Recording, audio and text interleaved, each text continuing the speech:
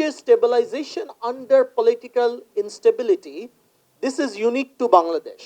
Now, I'm not going to repeat the issues Dr. Sattar touched, but yes, আমাদের স্টেবিলাইজেশনের তিনটা বড় কি feature হচ্ছে, our reserves have gone up from $16 billion to $28 billion.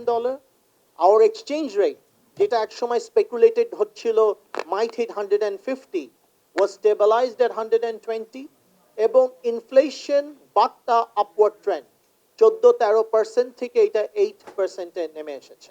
These are the core three pillars of our stabilization process, or our core three indicators of the stabilization process. What it did not produce was the growth resurgence we expected, and that is where the political instability argument comes in.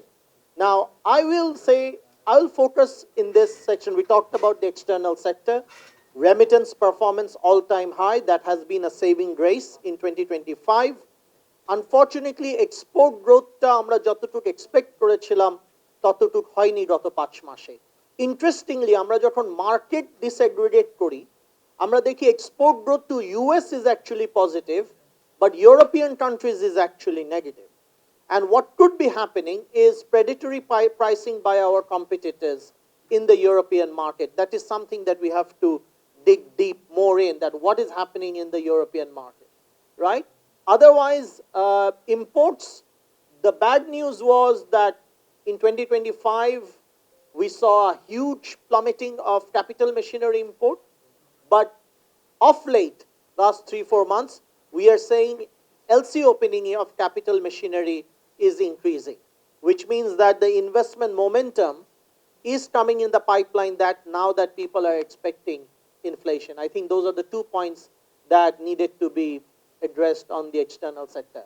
In terms of the monetary sector, we talk about inflation. জীবনের সব আয়োজন এখানে একসাথে।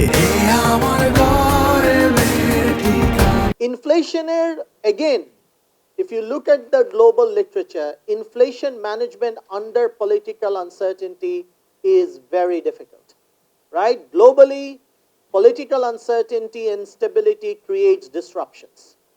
Disruptions translate into supply shocks.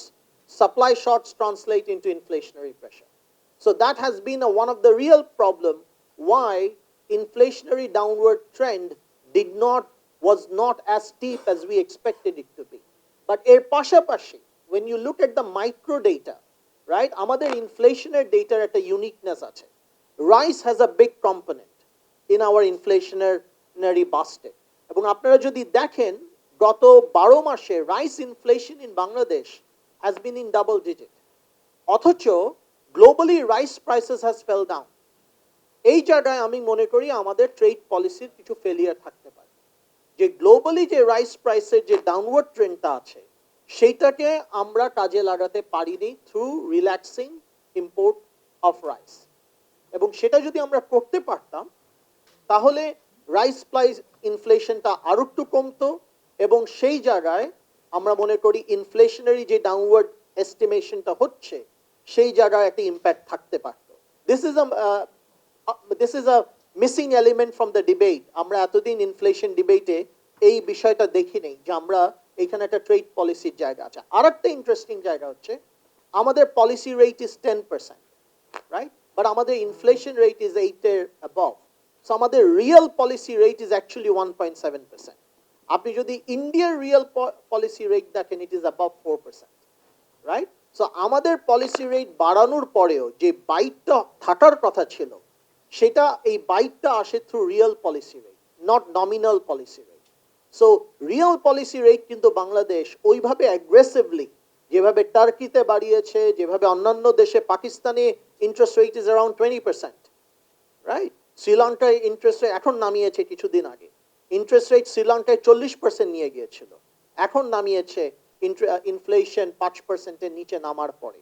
আমরা কিন্তু আমাদের monetary contraction সেই লেভেলে করিনি.